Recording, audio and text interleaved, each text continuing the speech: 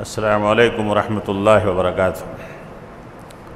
الحمد للہ رب العالمین والصلاة والسلام علی اشرف الانبیاء والمرسلین وعلی آلہ واصحابہ اجمعین ومن تبعہم بإحسان الی یوم الدین، اما بعد، فاعوذ باللہ من الشیطان الرجیم من ہمزہ ونفخہ ونفسہ، بسم اللہ الرحمن الرحیم۔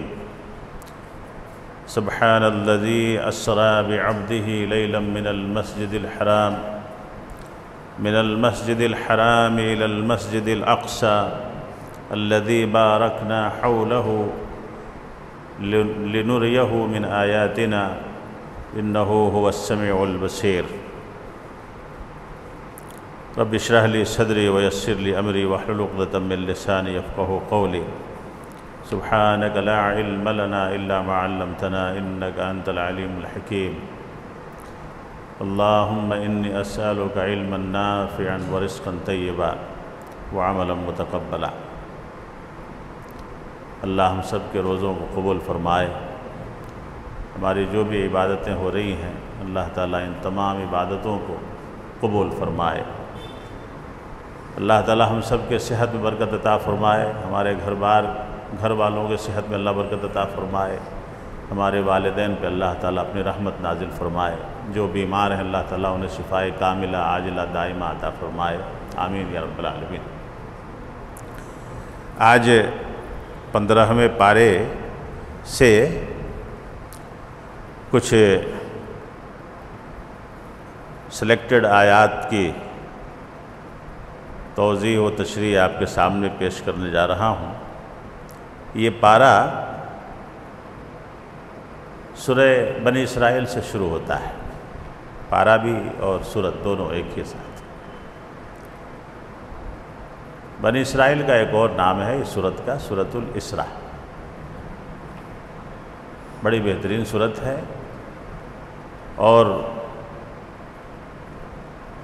اللہ رب العالمین نے اس سورت کے اندر بہت سارے معاملات کا ذکر کیا ہے، اور بنی اسرائیل کے اوپر جو اللہ نے نعمتیں نازل کی، انہیں جو آسانیاں مہیا فرمائی، اور انہوں نے جو انبیاء کو قتل کیا، اور پھر ان کے اوپر اللہ نے شرکس لوگوں کو، طاقتور لوگوں کو مسلط کیا، پھر انہوں نے انہیں برباد کیا، ان کے گھروں کو لوٹا، انہیں ختم کیا۔ یہ سارے واقعات، والدین کے حقوق، والدین کے ساتھ کیا ہونا چاہیے، کیسا سلوک ہونا چاہیے، کبر کے تعلق سے، اور ایسے ہی بہت ساری باتیں اللہ رب العالمین نے اس سورت کے اندر ارشاد فرمائی ہے۔ ایک بہت بڑے واقعے سے اس سورت کی شروعات ہوتی ہے۔ محمد الرسول اللہ صلی اللہ علیہ وسلم ابھی مکی دور میں ہی تھے، اور تقریباً یہ سن 10 ہجری کے بعد کا ہی واقعہ ہے، چونکہ بہت سارے لوگ معراج کے واقعے سے کنفیوز ہو رہتے ہیں کہ معراج کب کرائی گئی۔ محمد الرسول اللہ صلی اللہ علیہ وسلم معراج تو کرائی گئی، اس میں کوئی شک نہیں ہے، قرآن اس پہ شاہد ہے، لیکن ایک مسئلہ بتا دوں کہ آپ لوگوں کے دل میں یہ بات گھر کر جائے ہمیشہ کے لیے۔ ابو طالب کا انتقال سن 10 نبی میں ہوا، اور اس کے بعد حضرت خدیجہ رضی اللہ تعالیٰ عنہ کا انتقال ہوا، اور حضرت خدیجہ رضی اللہ تعالیٰ عنہ کے انتقال تک نماز فرض نہیں تھی، نماز فرض نہیں تھی۔ تو محمد الرسول اللہ صلی اللہ علیہ وسلم کو معراج کرایا گیا سن 10 نبوی کے بعد ہی، ایک سال پہلے ہجرت سے۔ اس پہ اتفاق ہے کہ رجب میں ہی معراج کرایا گیا۔ بہت سارے سیرت نگاروں نے لکھا ہے کہ 27ویں رجب پہ ہی اتفاق ہے کہ ہو سکتا ہے کہ 27ویں رجب ہی صحیح تاریخ ہو، لیکن سن 10 نبوی کے بعد، اس سے پہلے نہیں، مکی دور میں ہی۔ ابھی آپ مکے میں ہی تھے، ابھی آپ نے ہجرت نہیں کی۔ اسی معراج کا ذکر اللہ رب العالمین نے اس پارے اور اس سورت کی پہلی آیت میں بیان کر رہا ہے۔ سبحان الذی، پاک ہے وہ ذات۔ سبحان کا لفظ ہم بھی جب کوئی بڑا معاملہ دیکھتے ہیں تو کہتے ہیں سبحان اللہ، کوئی اچھی تقریر کرے تو کہتے ہیں سبحان اللہ، کوئی اچھا بڑا کام ہو تو کہتے ہیں سبحان اللہ۔ یعنی سبحان کا استعمال، سبحان اللہ کا استعمال وہاں ہوتا ہے جو کام بہت بڑا ہو، یعنی ایسا لگے کہ یہ ہونے والا نہیں تھا لیکن ہو گیا تو کہتے ہیں سبحان اللہ۔ اور اللہ نے اسی سبحان سے اس واقعے کا ذکر کیا ہے۔ سبحان الذی اسریٰ بعبدہ لیلا من المسجد الحرام الی المسجد الاقصی۔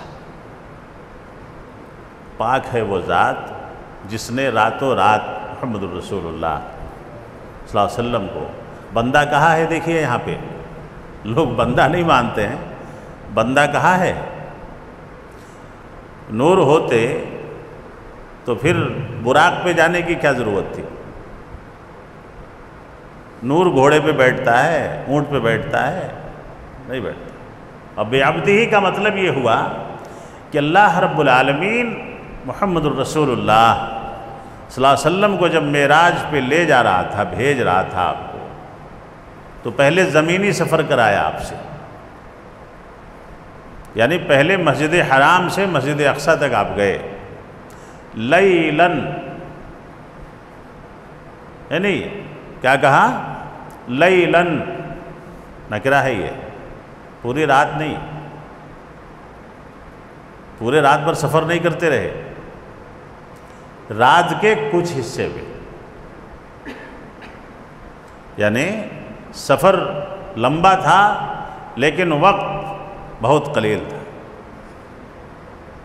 پوری رات سفر نہیں کی محمد الرسول اللہ صلی اللہ علیہ وسلم، رات کے کچھ حصے میں آپ بیت المقدس پہنچے، مسجد اقصی فلسطین، اور پھر وہاں سے محمد الرسول اللہ صلی اللہ علیہ وسلم نے کہا عرج بی الی السماء، اسی لیے سے معراج کہا جاتا ہے۔ پھر اس کے بعد مجھے آسمان پہ لے جایا گیا، آسمانی سفر پہ لے جایا گیا۔ اس کے دو حصے ہیں، پہلا حصہ ہے اسراء اور دوسرا حصہ معراج۔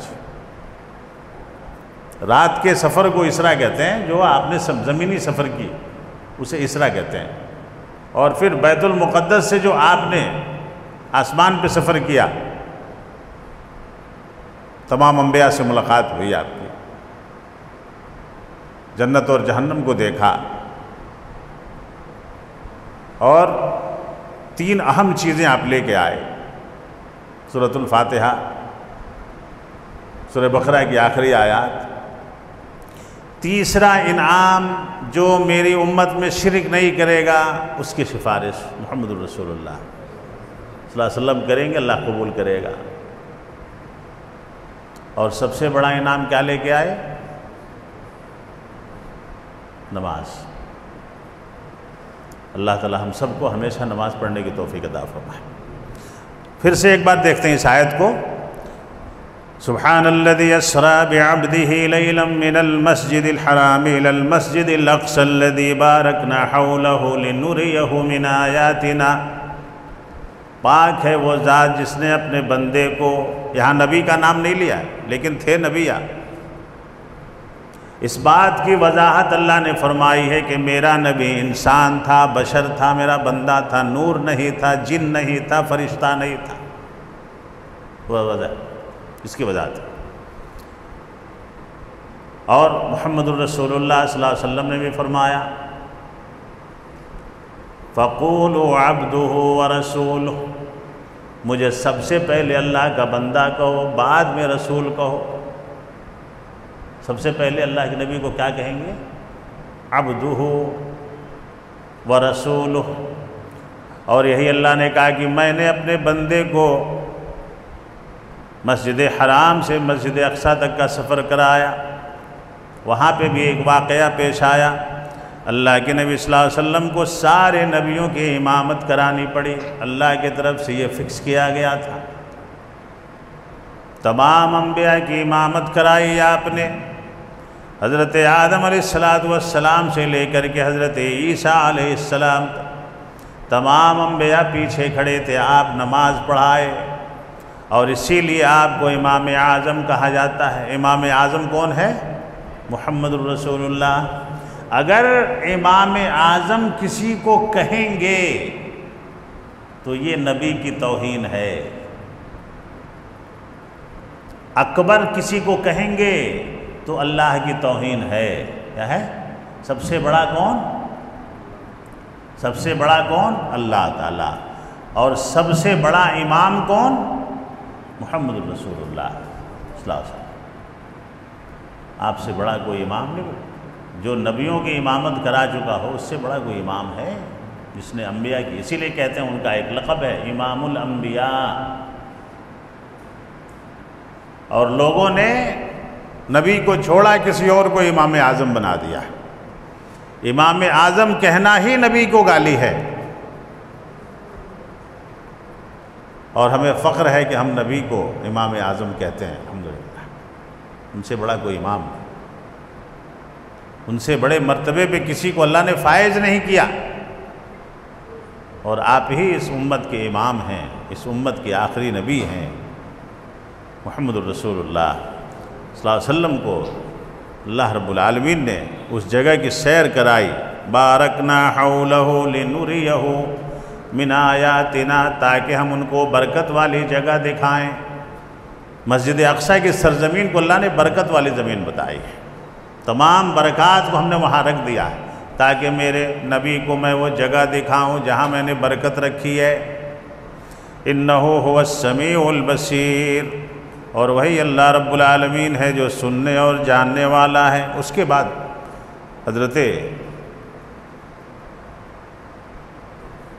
کے بعد بنی اسرائیل کے کچھ واقعے کی جھلک اللہ رب العالمین نے پیش کی۔ وَقَضَيْنَا إِلَىٰ بَنِي إِسْرَائِيلَ فِي الْكِتَابِ لَتُفْسِدُنَّ فِي الْأَرْضِ مَرَّتَيْنِ وَلَتَعْلُنَّ عُلُوًّا كَبِيرًا۔ ہم نے بنی اسرائیل کے لیے ان کی کتاب میں یہ صاف فیصلہ کر دیا تھا کہ تم زمین میں دوبارہ فساد برپا کرو گے تو ہم تمہیں برباد کریں گے۔ زمین میں فساد برپا کرنے والے کو اللہ رب العالمین برداشت نہیں کر سکتا ہے، فسادیوں کو اللہ برداشت نہیں کرتا، وقت دے دیتا ہے لیکن برداشت نہیں کرتا۔ ان کی حالتیں اتنی خراب ہو گئیں کہ انہوں نے ناچنے گانے والیوں کے اشاروں پہ نبیوں کو قتل کیا۔ حضرت زکریا کو قتل کیا، ایک ناچنے والی کے اشارے سے حضرت یحییٰ کو قتل کیا۔ یہ حضرت عیسیٰ سے 600 سال پہلے، قبل مسیح 600۔ یہی یہودی ہے، یہی بنی اسرائیل ہیں جو آج پوری دنیا میں ننگا ناچ رہے ہیں، اور پھر اللہ تعالیٰ ان کو سمجھا رہا ہے۔ قرآنی آیات اشارہ کر رہی ہیں کہ نہ سنبھلو گے تو پھر تمہارے اوپر مسلط کیا جائے گا۔ ان کے اوپر بخت نصر کو اللہ نے مسلط کیا۔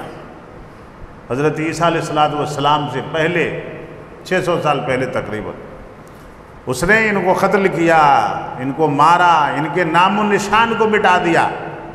پھر اللہ رب العالمین نے ان کو موقع دیا، پھر انہوں نے حضرت عیسیٰ کو قتل کرنے کی کوشش کی۔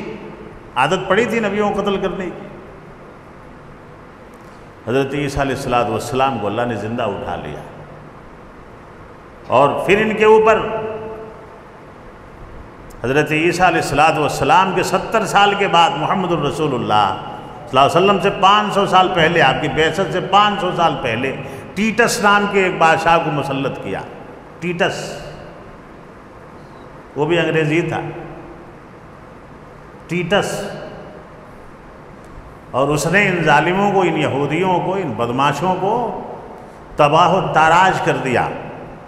اور اس واقعے کو اللہ رب العالمین نے اس لیے ذکر کیا کہ جو بھی بدماشی کرے گا میری زمین پہ، دیکھیے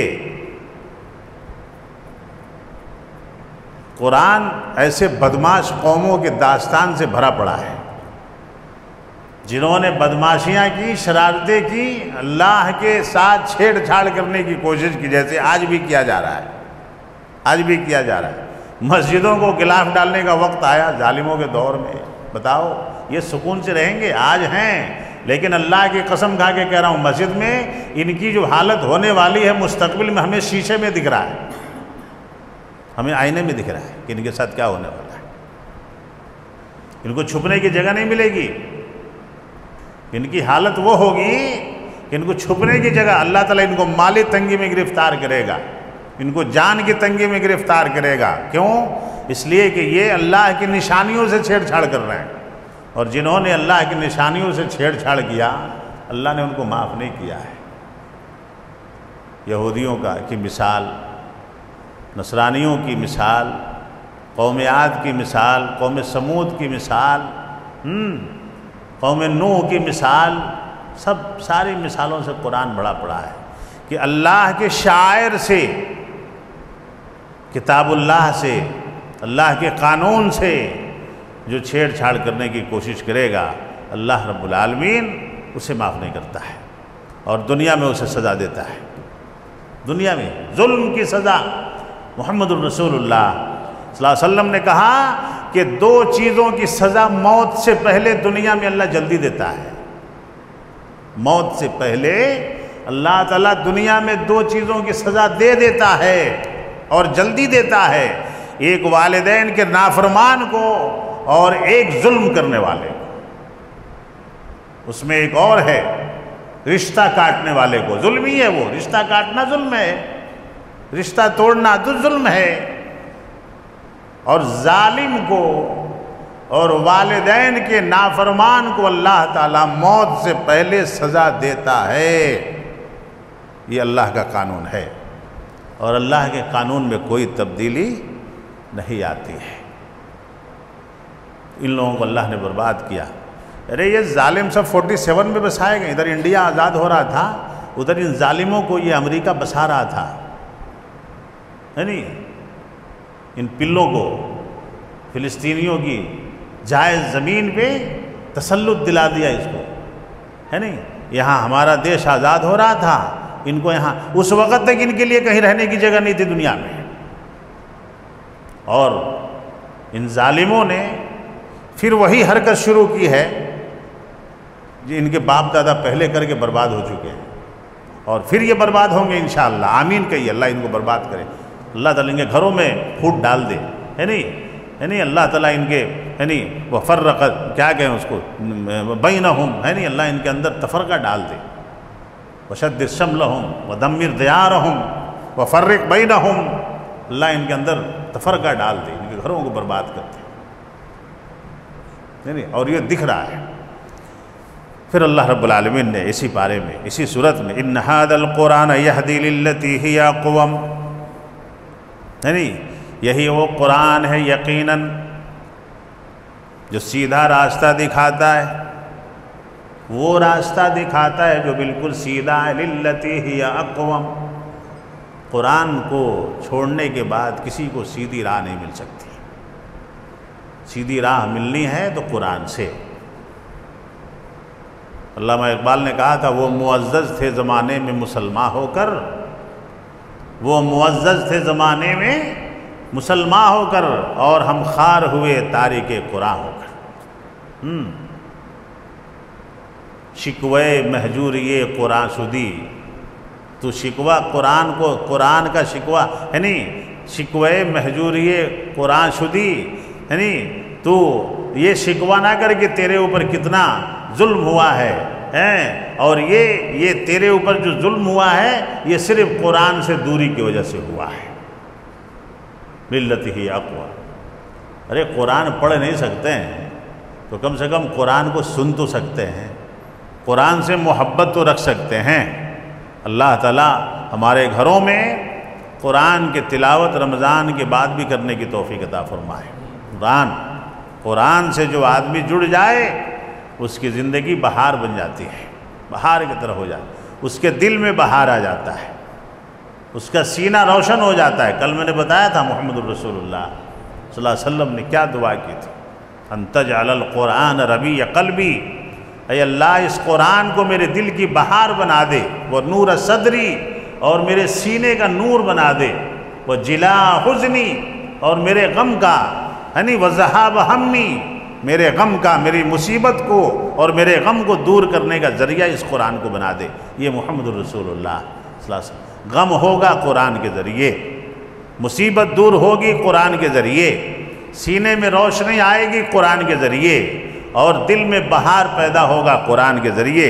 اللہ رب العالمین نے فرمایا وَيُبَشِّرُ الْمُؤْمِنِينَ الَّذِينَ يَعْمَلُونَ الصَّالِحَاتِ أَنَّ لَهُمْ أَجْرًا كَبِيرًا، جو نیک اعمال کرتے ہیں، یعنی جو قرآن کو تھامے رکھتے ہیں، اللہ تعالیٰ ان کو نیک اعمال کرنے کی یعنی ہدایت دیتا ہے۔ قرآن کو جو تھامے رہتے ہیں اللہ تعالیٰ انہیں نیک عمل کرنے کی توفیق عطا فرماتا ہے۔ یہ قرآن کا معجزہ ہے، یہ قرآن کی برکت ہے۔ اور ان کو بشارت دے دیجئے، اللہ کہہ رہا ہے قرآن کے تھامنے والوں کو، قرآن پہ چلنے والوں کو، قرآن سے محبت کرنے والوں کو، ان کو بشارت دے دیجئے کہ اللہ تعالیٰ انہیں سیدھے راہ کی یعنی رہبری کرے گا، ہدایت دے گا۔ اور پھر ان کو یہ بھی خوشخبری دے دیجئے کہ ان کے لیے بہت بڑا اجر ہے۔ الذین یعملون الصالحات ان لہم اجرا کبیرا، دنیا میں بھی اور آخرت میں بھی۔ اللہ تعالی ہمیں قرآن سے قریب ہونے کی توفیق عطا فرمائے، آمین یا رب العالمین۔ اسی طرح سے اللہ رب العالمین نے سورہ بنی اسرائیل کی آیت نمبر 22، 23، 24 اسی پارے میں اپنا ایک بہترین فیصلہ، اپنے بعد ماں باپ کا ذکر، اپنی عبادت کے بعد ماں باپ کا نام لیا اللہ نے۔ وَلَا تَجْعَلْ مَعَ اللَّهِ إِلَٰهًا آخَرَ فَتَقْعُدَ مَذْمُومًا مَخْذُولًا وَقَضَىٰ رَبُّكَ أَلَّا تَعْبُدُوا إِلَّا إِيَّاهُ وَبِالْوَالِدَيْنِ إِحْسَانًا۔ ماں باپ کا مرتبہ اللہ تعالیٰ ہم سب کو، اگر ماں باپ زندہ ہیں یا دونوں میں سے کوئی ایک زندہ ہے یا دونوں زندہ ہیں، ان کے ذریعے ہمیں جنت حاصل کرنے کے اللہ توفیق عطا فرمائے۔ اللہ تعالیٰ کے ساتھ کسی اور معبود کو تم کسی اور کو معبود نہ ٹھہراؤ، ورنہ بےکس اور مجبور ہو جاؤ گے، بدحال ہو جاؤ گے۔ اللہ کے ساتھ اگر شرک کرو گے تو بدحال ہو جاؤ گے، مجبور ہو جاؤ گے، تمہاری کوئی خبر لینے والا نہیں رہے گا۔ مسلمانوں کی بدحالی کی ایک بڑی وجہ یہی ہے کہ مسلمانوں میں زیادہ شرک ہو گیا۔ اتنے شرک کفار مکہ میں بھی نہیں تھا، جتنے قسم کے شرک یہ کر رہے ہیں، یعنی وہ کسی جھاڑ پہ ساڑی لپیٹنا، کہیں چوڑیاں لٹکانا، کہیں بال لٹکانا، کہیں جوتے لٹکانا، گھوڑے کے نال کو لا کے دروازے پہ لٹکانا۔ گھوڑا دیکھیں تمہیں، گھوڑے کے نالا کو لا کو چوکٹا میں مارتی ہیں، دیکھیں وہ بھی وہ نالا جو بیکار ہو جاتی نا، سٹ ڈالتی نا نکال کے۔ کہاں جا رہے مسلمان، کہاں جا رہے تھے؟ ایک جنے گھوڑے کے نال کو گرم کر کو پیشاب کر رہا تھا، پیر صاحب دیے کہتے اسے، یہ گھوڑے کا نال پورے بدن پہ پھرا کو اسے پیشاب سے بجھا ڈال، تیری بیماری بھاگ جاتی کہتے۔ دیکھیں پورے ہاسپٹلہ بند کرنا، اب ہر گھرہ میں گھوڑے کے نالا دے ڈالنا لے آئے۔ اللہ نے کہا کہ تم مجبور ہو جاؤ گے، تمہاری خبر کوئی لینے والا نہیں ملے گا اگر تم نے میرے ساتھ کسی کو معبود ٹھہرایا۔ میری عبادت کرو، صرف میرے سامنے سر جھکاؤ، اور تمہارے رب نے فیصلہ کر دیا ہے۔ دیکھیے اس کے بعد اللہ کہہ رہا ہے وَقَضَىٰ رَبُّكَ أَلَّا تَعْبُدُوا إِلَّا إِيَّاهُ، اور تیرے رب نے فیصلہ کر دیا ہے کہ عبادت ہوگی تو اسی کی ہوگی اور کسی کی عبادت نہیں کی جائے گی۔ وَبِالْوَالِدَيْنِ إِحْسَانًا، اور اپنے ماں باپ کے ساتھ احسان کرو۔ احسان کا مطلب جیسے بچپنے میں انہوں نے تمہارے اوپر کیا، تمہاری پرورش کی، تمہارے ناک صاف کیے، برش میں منجن ڈال کے تمہارے دانتاں لگڑتے تھے، پکڑنے نہیں آتا تھا برش، چڈی پہناتے تھے، باپ کو ایک دو بار اگر لنگی پہنانے کی ضرورت آ گئی تو بیزار ہو جاتا انہیں دن ساری پیشابہ کرتا تھا، انہوں دن ساری چڈیاں نکال کو دھوتے بھی تھے، اچھی پہناتے بھی تھے، اور اچھے اچھے چڈیاں خرید کو بھی لاتے تھے جا کو بیٹے کے واسطے، بنڈلاں کیا کہ بولتے ہیں نا وہ آج کل جو چلی نا، کیا وہ اندر کیا نیفر، وہ لاگو پورے بنڈلاں گھر میں رکھ رہی، بیٹا پیشاب کریا تو انفیکشن نہیں ہونا، سوکھ جانا، پھر اسے کچڑے کی اس میں ڈبے میں ڈال کو پھر وہ کچڑے کی گاڑی کو جپتی، وہ گاڑی آئی تو اس میں ڈالیں گے، رات کو بچہ ذرا اون کریا تو ماں اٹھ کو کیا کہ ہوا دیکھو بچے کو، باپ کو بھی جگاتی۔ یہ احسان کیا ہے انہوں نے بچپن میں، اور یہی احسان کرو تم ان کے بڑھاپے میں، یہ اللہ کہہ رہا ہے۔ ماں باپ کی کوئی غلطی نہیں شمار ہوتی ہے اللہ کی نظر میں۔ بچے بولتی نا، نہیں مول صاحب میں چپ کے نہ بولا سو، ان کے اندر بھی بہت غلطیاں ہیں، بہت کمیاں ہیں۔ ارے جاہل، ماں باپ کے اندر غلطی ہوتی ہے، ماں باپ کے اندر غلطی ہوتی نہیں ہے، وہ غلطی کریں گے تب بھی غلطی نہیں ہوتی۔ اللہ تعالیٰ ماں باپ کی غلطی کو غلط مانتا ہی نہیں۔ ماں باپ مار رہا ہے، وہ مار میں شمار نہیں، باپ کی گالی میں شمار نہیں، باپ کا تانے میں شمار نہیں، باپ کا ظلم میں شمار نہیں کرتا اللہ تعالیٰ، اس لیے کہ اس کے نطفے سے تو پیدا ہوا ہے، اس کی کوئی غلطی شمار نہیں ہوگی۔ باپ ہے، ماں ہے، ماں جنت ہے، باپ اس کا دروازہ ہے، دروازہ کھلے گا تبھی جنت میں داخلہ۔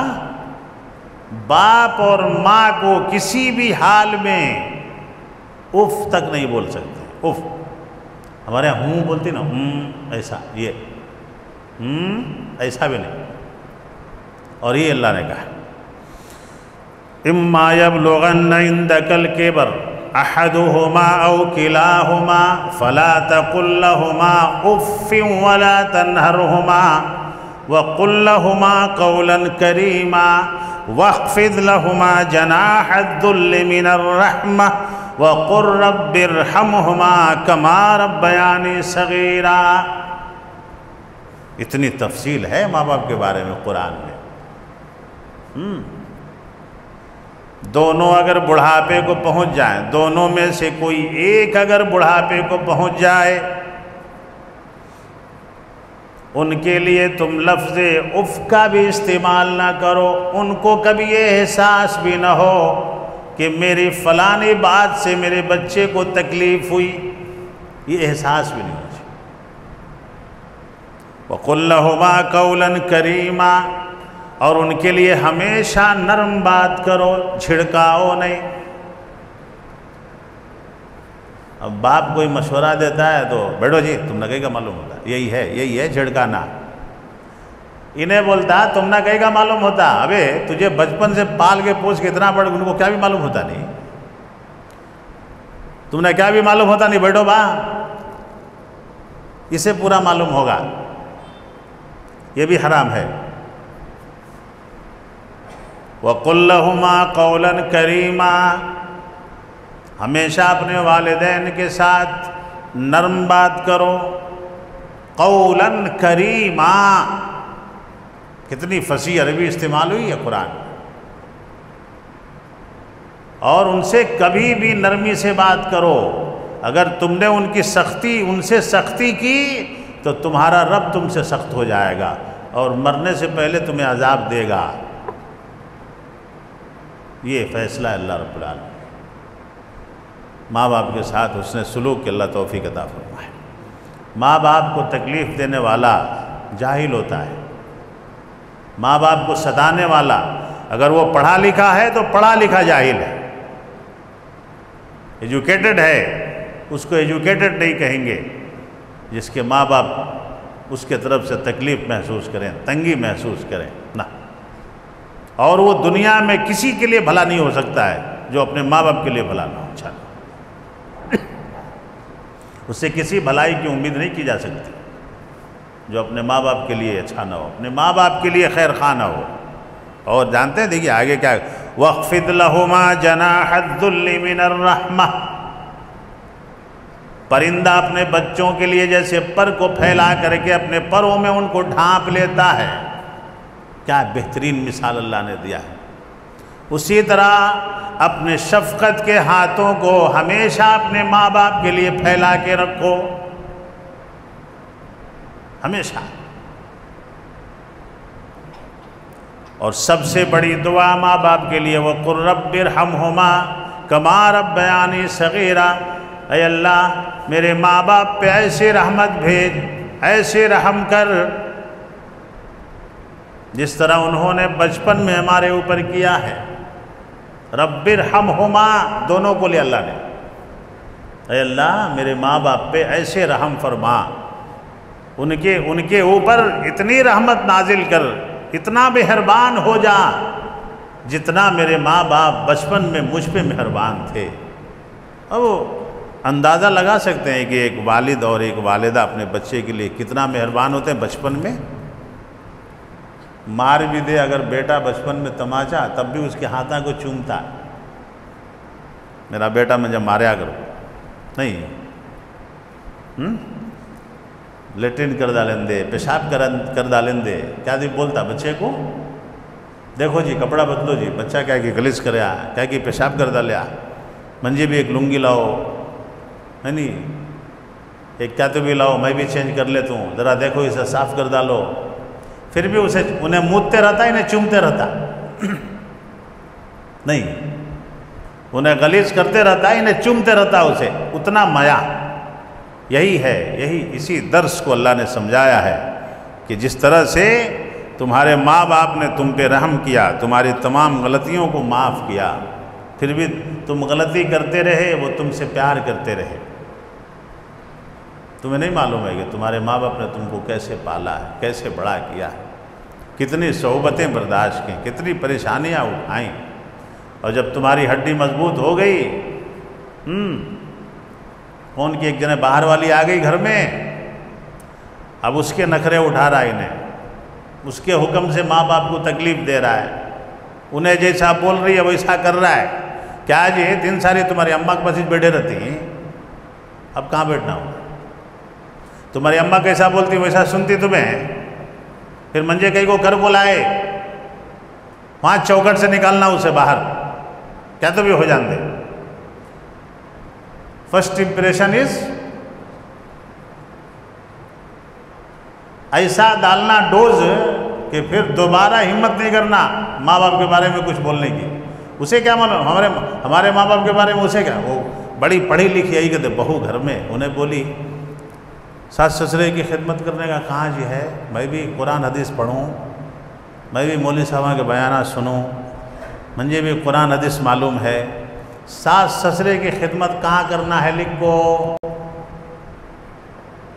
برابر بولے تمہیں ساس سسرے کی خدمت کرنے کا نہیں ہے، لو کہاں بھی میں میرے ابا اماں خدمت کر لیتا ہوں، تمہیں کیا بھی ٹینشن لینے کو، تمہیں اتنے شریعت پہ چلنے والے ہی مجھے خوشی ہو رہی ہے، بولا انہیں میری بیوی اتنی قرآن حدیث کی پابند ہے، ماشاءاللہ اتنی باریکیاں ہیں نا تمہارے پاس، خوش ہوا میں، تو شریعت سے چلیں گے، لے دو جنے بولا انہیں، اب تمہیں بھی شریعت سے چلو، میں بھی شریعت سے چلتا ہوں، قرآن میں اللہ دوسری تیسری کرنے کا بھی حکم دیا ہے، شریعت سے چلیں گے، لو قرآن مانتی نا تمہیں، تو میں دوسری ایک لا لیتا ہوں، تمہیں خدمت کرو نو کو، ایک خدمت کرنے والی کو بھی کر لے کا آتا ہوں، قرآن میں لکھ کو ہے، تمہیں برا مانو نو کو، تمہیں بھی شریعت پہ چلو، میں بھی نکو جی لے کرتا ہوں، لے بولے کہتے کیا بڑھلا کرتا ہوں بولے کہتے قرآن میں ہے، بولا انہیں مجھے خوشی ہوئی، بولا انہیں تمہیں میری بیوی اتنی شریعت کی پابند ہے تو کریں گے، لے تمہیں اپنی شریعت کی پابندی کرو، میں اپنی شریعت کی پابندی کروں، نکو بولا ایک بولی کہتے کتنی خدمت ہوتے کرتا ہوں میں، تمہیں دوسری تیسری کا نام کرنے جاؤں گا۔ یہ ہے آج کل کے ماڈرن بہویں آ رہے نا، کہاں ہے جی تمہارے اماں باپ خدمت کرنا، ارے شوہر کی ماں ماں ہے، شوہر کا باپ باپ ہے، یہ سنت ہے محمد رسول اللہ صلی اللہ علیہ وسلم نے بتایا ہے۔ ساس سے شادی نہیں کر سکتے، کیوں؟ اس لیے کہ وہ ماں داخل ہے۔ کیوں حرام ہے؟ اسی لیے ماں باپ داخل ہیں وہ۔ اس کے بعد اللہ رب العالمین نے ماں باپ کے ذکر کے بعد اسی صورت میں وَلَا تَقْفُ مَا لَيْسَ لَكَ بِهِ عِلْم، جس بات کی خبر نہ ہو اس بات کے بارے میں بات نہیں کرنا چاہیے، ماحول بگڑتا ہے۔ اللہ رب العالمین نے جس بات کا علم نہ ہو اس کے بارے میں بات نہ کرو، جس بات کی تحقیق نہ ہو تمہارے پاس، کہیں سے کچھ سن لیا اب اس کو پھیلا رہے ہیں، یہاں سے وہاں لوگوں کو بتا رہے ہیں کسی کے بارے میں کچھ ماننا، بہت بڑی پکڑ ہے اس کی۔ اللہ رب العالمین ان السمع والبصر والفؤاد وکل اولئک کان عنہ مسئولا، کان سے اور کیا کہا، آنکھوں سے، دل سے، ہر چیز سے اللہ تعالیٰ سوال کرے گا۔ کانوں کا صحیح استعمال، زبان کا صحیح استعمال، اللہ تعالیٰ اس کی توفیق عطا فرمائے۔ کہیں کوئی بات سنے اس کو سامنے فارورڈ مت کریے، کوئی بات بھی ایک امانت ہے۔ اگر کوئی آپ سے کچھ راز کی بات بتا رہا ہے تو یہ کہنا پڑتا ہے، کہاں بھی بولو نہ کو بھائی، معلوم ہے لچا بولتا کہیں بول کو بولنا پڑتا، کہاں بھی بولو نہ کو بھائی ایک راز کی بات بتا رہا ہوں، اتنا بول کو بولا تو بھی صبح کچھ بولے رہتا ہوں، 10 میں آ نہیں بول۔ قرآن نے اسے سختی سے منع کیا ہے۔ اگر آپ کے پاس کوئی پیسہ رکھتا ہے وہ بھی امانت ہے، آپ کو کوئی بات دیتا ہے کچھ اپنی امانت کچھ بولتا ہے، آپ اس کو دوسروں تک نہیں بول سکتے۔ کون کہاں جا رہا ہے اس کی خبر آپ دوسروں کو نہیں دے سکتے، کون کیسے بات کر رہا ہے اس کی خبر آپ دوسروں کو نہیں دے سکتے، اس کو چگلی بولتے ہیں۔ اور اس سے بڑا آگے تو غیبت ہے، مردے بھائی کے گوشت کھانے کے برابر ہے۔ لا يدخل الجنۃ النمام، چغل خور بھی جنت میں نہیں جائے گا، اور غیبت قیامت کے دن اپنے بھائی کے گوشت کو نوچ نوچ کے غیبت کرنے والا کھائے گا۔ اللہ تعالیٰ ان برائیوں سے ہم سب کی حفاظت فرمائے۔ دل بڑا رکھیں، پیٹ بڑا رکھیں، اتنا کھانا پانی سب ہضم ہو جاتا نہیں، چند باتیں ہضم نہیں ہوتے، ہضم کرنا ہے نا۔ کسی کی راز کی بات کو ہم اگر پوشیدہ رکھیں گے اللہ تعالیٰ ہماری عزت کو پوشیدہ رکھے گا انشاءاللہ۔ محمد رسول اللہ صلی اللہ علیہ وسلم جو اپنے بھائی کی عزت کو چھپاتا ہے، بچاتا ہے، اللہ اس کی عزت کو بچاتا ہے۔ اس کی اللہ ہمیں توفیق عطا فرمائے۔ اور وَلَا تَمْشِ فِي الْأَرْضِ مَرَحًا إِنَّكَ لَن تَخْرِقَ الْأَرْضَ وَلَن تَبْلُغَ الْجِبَالَ طُولًا، ہاں، اور زمین میں اکڑ کے نہ چلو، زمین میں ایسے نہ چلو فرعون کی طرح، جھک کے چلو۔ عباد الرحمن الذین یمشون علی الارض حونا، اللہ کے نیک بندے زمین میں اکڑ کے نہیں چلتے، عاجزی سے چلتے ہیں، رعونت کے ساتھ نہیں چلتے، تکبر کے ساتھ نہیں چلتے۔ اللہ کے نیک بندوں کو ہمیشہ اس کا احساس ہے کہ ہم بہت کمزور ہیں، مولا تو ہمیں بنانے والا ہے، تو بہت بڑا ہے، اور اللہ کے سامنے کوئی تکبر سے نہیں چلتا۔ یہ کبر بہت بڑی بیماری ہے، کبر بہت بڑی بیماری ہے، اس سے بھی اللہ حفاظت فرمائے۔ یہ جس کے اندر گھس جائے اسے برباد کر دیتی ہے۔ کبر، میں پنا بولتے نا، میں نہیں، میں کیا بولتی ہیں ہماری طرف بولتی ہیں میں نہیں، انانیت، میں جو بولوں وہ ہونا، میں جو بولوں وہی ہوگا، میں جو سوچوں وہی ہو، میں جو کروں وہی ہو، میری بات آخری فیصلہ ہو، آخری حکم ہے ہو، اسی کو کبر بولتے ہیں۔ اور یہ محمد الرسول اللہ صلی اللہ علیہ وسلم کے ساتھ یہ چیز آپ سے بہت دور تھی، صحابہ کرام سے بہت دور تھی، اور اللہ رب العالمین نے منع کیا کہ یہ اگر تمہارے اندر گھس جائے تو تمہیں برباد کر دے گی، تمہیں کھا جائے گی۔ یہ کبر جو ہے تمہیں کہیں کا نہیں چھوڑے گی، تم سماج میں بدنام ہو جاؤ گے۔ سماج میں اللہ تعالیٰ اگر تم نے کبر کیا، اسی سماج اور اسی معاشرے میں اللہ تمہیں ذلیل کرے گا اور تم کیڑے کے مانند ہو جاؤ گے۔ اللہ رب العالمین نے کیا کہا؟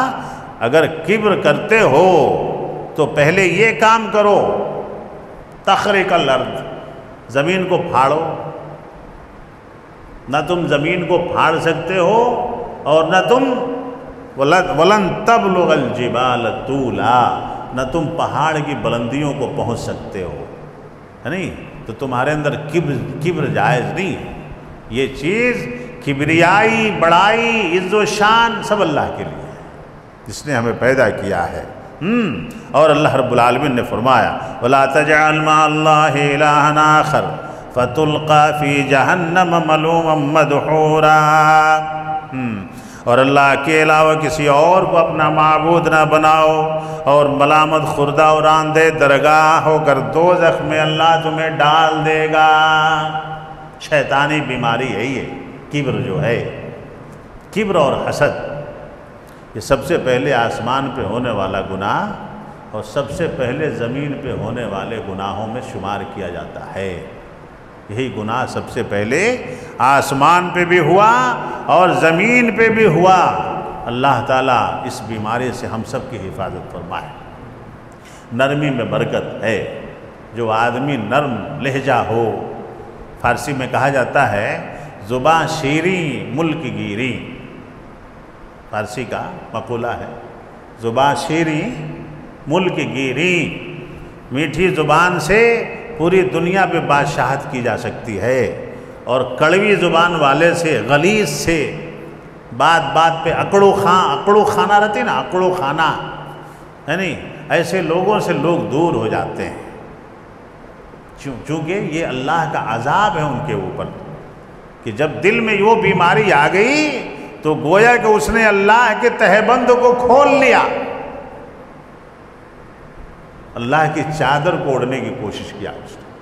اور اسی وجہ سے اللہ کے نبی محمد الرسول اللہ صلی اللہ علیہ وسلم نے فرمایا، بخاری کی حدیث ہے کہ جس کے دل میں رائی کے دانے کے برابر بھی کبر ہوگا، اللہ تعالیٰ اسے جنت میں داخل نہیں کرے گا۔ شیطان کا بھائی ہے وہ کبر کرنے والا، چونکہ سب سے پہلے اسی کے دل میں یہ بیماری پیدا ہوئی تھی اور اللہ رب العالمین نے اسے منع کیا ہے۔ آگے اللہ فرما رہا ہے وَلَا تَقْتُلُوا أَوْلَادَكُمْ خَشْيَةَ إِمْلَاقٍ نَحْنُ نَرْزُقُهُمْ وَإِيَّاكُمْ إِنْ قَتَلْتُمْ كَانَ خِطْئًا كَبِيرًا وَلَا تَقْرَبُوا الزِّنَا إِنَّهُ كَانَ فَاحِشَةً وَسَاءَ سَبِيلًا۔ 3-4 باتوں کا اللہ نے حکم دیا ایک ہی آیت میں۔ اپنی اولاد کو تنگ دستی سے نہ مارو، اللہ تمہیں بھی روزی دینے والا ہے، انہیں بھی روزی دینے والا ہے۔ کون سی اولاد کون سی برکت لے کے پیدا ہو رہی ہے ہمیں نہیں معلوم، پیدا ہونے دو انہیں، دنیا میں آنے دو انہیں، ان کو دنیا میں پیدا ہونے سے پہلے نہ مارو، ان سے بھی سوال ہوگا۔ اللہ رب العالمین سب کو روزی دینے والا ہے، تمہارے حصے کی روزی تمہیں، ان کے حصے کی روزی انہیں۔ اور بعض اولاد تو ایسی ہوتی ہیں کہ جن کے پیدا ہونے سے گھر میں خوشحالی ہو جاتی ہے، بعض بیویاں ایسی ہوتی ہیں کہ شادی ہونے سے اگر آدمی 1 نکاح 2 نکاح 3 نکاح کے بعد خوشحال ہو جاتا ہے، کوئی 2 نکاح کے بعد خوشحال ہو جاتا ہے۔ محمد الرسول اللہ صلی اللہ علیہ وسلم کے اب 2-3 نکاح کریں گے پھر جا کے فیصلے سے، ایسا مسئلہ ہے یہ۔ پھر مول صاحب بولے کیا بھی کرو کو خالی 2 نکاح کر لے گھر میں خوشحالی آ جاتی، بولے تو نہیں، کمانا ہے، کمانا بھی ہے، محنت کرنا ہے، یہ برکت خوشحالی بولے تو اگر کسی مجبور کو ہم پالیں گے تو اللہ برکت ہے نہیں۔ اس کے بعد اللہ رب العالمین نے کہا اگر تم نے کسی کا قتل کیا یا مار ڈالا پیٹ میں ہی کہ نہیں اب یہ بچہ نکو، اللہ رب العالمین نے کہا کہ یہ ناقابل معافی گناہ ہے، قتل کی سزا ملے گی قیامت میں۔ اگر تم نے بچے کو پیٹ میں ہی مار دیا، دنیا میں آنے سے پہلے مار دیا، تم نے اللہ کے فیصلے کے خلاف کام کیا، وہ رب اسے پیدا کر رہا تھا، اسے جلا رہا تھا، اسے بنا رہا تھا، اور تم نے اسے مار دیا، اسے ختم کر دیا، یہ بھی قتل ہے، بہت خطأً کبیرہ، بہت بڑا گناہ ہے۔ اور زنا کے قریب نہ جاؤ، ولا تقربوا الزنا انہ کان فاحشۃ وساء سبیلا۔ اب جیسے میں بولا نا، میں بولنے والا نہیں رہتا، میں نہیں، اسی طرح لوگ بولتے ہیں زنا فنا، کیا زنا فنا، زانی فنا ہو جاتا ہے زنا۔ اللہ رب العالمین جو اشارہ یہاں دیا کہ ایک بدکار ہی یہ کام کرتا ہے، بدکاری کرنے والا، بدکار کا ساتھ دینے والا، بدکار مرد، بدکار عورت، ان سب پہ اللہ کی لعنت ہے، اللہ کی رحمت ان سے اڑ جاتی ہے، روزیاں ان کے اوپر بند کر دی جاتی ہیں، اچھے فیصلے ان سے بند کر دیے جاتے ہیں، اور ان کو فنا کے گھاٹ اترنے سے کوئی نہیں بچا سکتا۔ زنا کرنے والا فنا ہو جاتا ہے، مال و دولت، خوشی، چین، صحت، عزت، ساری چیزیں برباد ہو جاتی ہیں۔ اور وہی اللہ نے کہا کہ انہو کان فاحشۃ وساء سبیلا، بربادی پہ لے جانے والا کام ہے۔ یعنی اللہ رب العالمین اس امت کی حفاظت فرمائے۔ یہ بنی اسرائیل سورہ اسراء ختم ہوتا ہے، یعنی قل الحمدللہ الذی لم یتخذ ولدا، دیکھیں شروعات بھی ایسی، اختتام بھی ایسی۔ قل اللہ الحمد، قل الحمد للہ الذی لم یتخذ ولدا ولم یکن لہ شریک فی الملک ولم یکن لہ ولی من الذل وکبرہ تکبیرا۔ بہترین حمد اور بہترین تعارف کے ساتھ اللہ رب العالمین نے اس سورت کو ختم کیا ہے۔ اور کہہ دیجئے تمام تعریفیں اللہ کے لیے ہیں، جو نہ اولاد رکھتا ہے، یعنی بے اولاد ہے، اس کی کوئی اولاد نہیں۔ لم یتخذ ولدا، اللہ رب العالمین بے اولاد ہے، نہ وہ کسی کی اولاد ہے، نہ اس کی کوئی اولاد ہے۔ لم یلد ولم یولد، سورہ اخلاص میں اللہ نے اس کا تعارف کرا ہے۔ اور نہ ہی اپنے بادشاہت میں کسی کو شریک کرتا ہے، اللہ تعالیٰ اپنی بادشاہت میں کسی کو شریک نہیں کرتا، اس کا کوئی ہمسر نہیں ہے کہ وہ کمزور بھی نہیں ہے۔ اور آگے اللہ نے فرمایا وَلَمْ يَكُنْ لَهُ وَلِيٌّ مِّنَ الذُّلِّ، اور نہ اس کا کوئی حمایتی ہے۔ اللہ مدد کرتا ہے، اللہ کی مدد نہیں کی جاتی، مدد کرتا ہے اللہ، اس کا کوئی حمایتی نہیں۔ اور اسی آیت سے اللہ رب العالمین نے اس سورت کا اختتام کیا ہے۔ میرے دوست اور بزرگوں، آج کے درس میں بہت ساری امپورٹنٹ باتیں ہوئیں محمد الرسول اللہ صلی اللہ علیہ وسلم کی رسالت کے تعلق سے، آپ کی عبدیت کے تعلق سے، اسراء و معراج کے تعلق سے۔ اس کے بعد اللہ رب العالمین نے والدین کے مرتبے کو اجاگر کیا کہ والدین کے ساتھ ہمیشہ حسن سلوک ہو، احسان ہو۔ اللہ رب العالمین نے اپنی عبادت کے بعد یہ فیصلہ کیا کہ میری عبادت کے بعد، یعنی اگر میری عبادت کر رہے ہو اور چاہ رہے ہو کہ تمہاری عبادت قبول ہو جائے تو تمہیں ماں باپ کے ساتھ حسن سلوک کرنا ہوگا۔ جو ماں باپ کے ساتھ حسن سلوک کرنا کرے، رضی اللہ فی رضی الوالد، محمد الرسول اللہ صلی اللہ علیہ وسلم نے فرمایا کہ اللہ کی رضامندی باپ کی رضامندی میں ہے۔ اگر باپ ناراض ہے تو ہماری نہ نماز ہوگی، نہ روزہ ہوگا، نہ حج ہوگا، نہ عمرہ ہوگا، کچھ نہیں ہو سکتا ہے۔ اگر ماں باپ ناراض ہیں تو ہماری نمازیں بیکار، ہماری تمام عبادتیں بیکار۔ اسی لیے اللہ نے کہا ہے کہ تیرے رب نے فیصلہ کر دیا ہے کہ اس کی عبادت کر، اور اس کی عبادت کرنے کے بعد اپنے ماں باپ کے ساتھ حسن سلوک کر۔ اگر تیرے ماں باپ تجھ سے ناراض ہو جائیں تو تو اپنے رب کو کبھی راضی نہیں کر پائے گا۔